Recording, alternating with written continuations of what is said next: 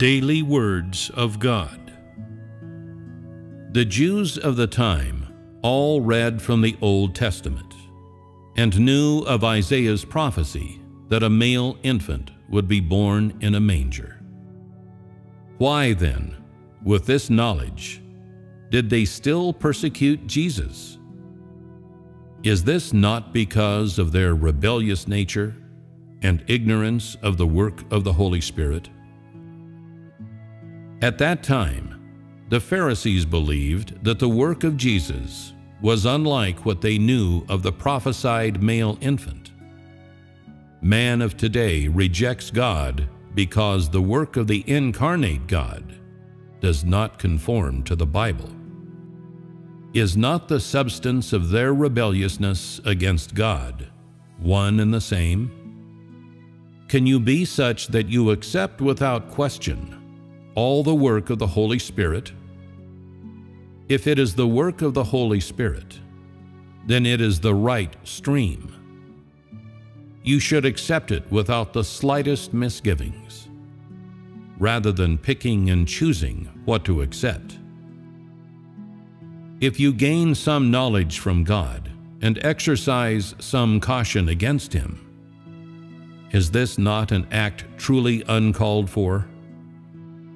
What you ought to do is acceptance of, without the need for further substantiation from the Bible, any work so long as it is that of the Holy Spirit. For you believe in God to follow God, not to investigate Him. You should not search out further proof for me to show that I am your God. Rather, you ought to discern whether I am of benefit to you. That is the key. Even if you have found out much irrefutable proof within the Bible, it cannot bring you fully before me. You are one who lives within the confines of the Bible and not before me.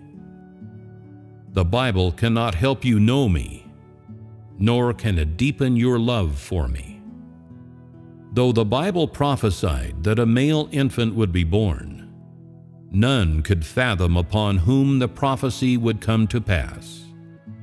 For man did not know the work of God, and this is what caused the Pharisees to stand against Jesus. Some know that my work is in man's interests, yet they continue to believe that Jesus and I are two entirely separate beings who are mutually incompatible. At the time, Jesus only spoke to His disciples a series of sermons in the age of grace, such as how to practice, how to gather together, how to ask in prayer, how to treat others, and so forth. The work He carried out was that of the age of grace, and He expounded only on how the disciples and those who followed Him ought to practice. He did only the work of the age of grace, and none of the last days.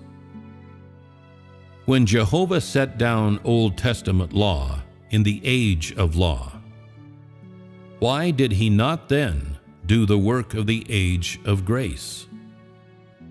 Why did He not make clear in advance the work of the age of grace? Would this not have been of benefit to the acceptance of man? He only prophesied that a male infant would be born and come to power, but He did not carry out in advance the work of the age of grace. The work of God in each age has clear boundaries.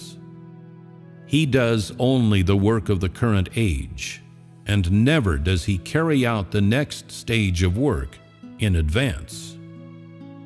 Only in this way can His representative work of each age be brought to the fore.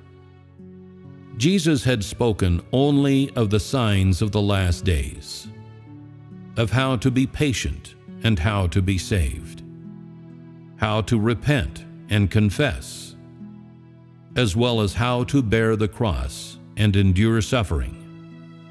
Never did he speak of what man in the last days should enter into, or how to seek to satisfy God's will.